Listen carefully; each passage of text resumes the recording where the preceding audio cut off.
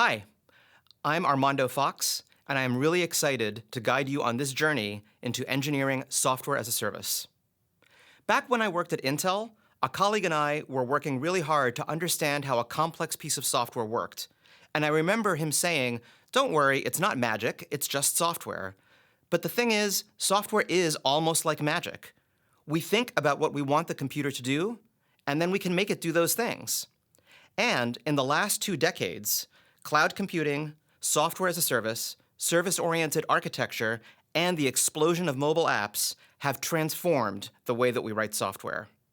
The tools are better than ever, and the opportunity for a small team of developers to have a major impact on millions of people is greater than it's ever been. That's why Turing Award winner David Patterson and I developed this course in 2012 to bring modern, agile software engineering techniques to Berkeley students. So, who is this course for? Maybe you're here to learn to code.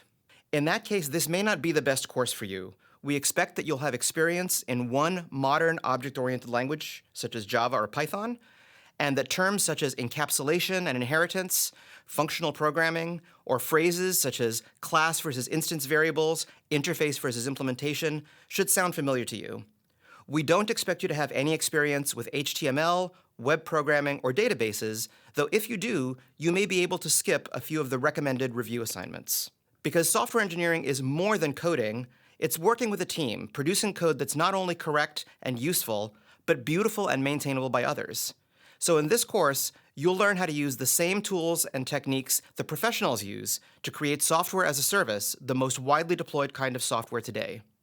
Or maybe you're here to learn a particular framework, like Rails for writing cloud apps or Android for writing mobile apps.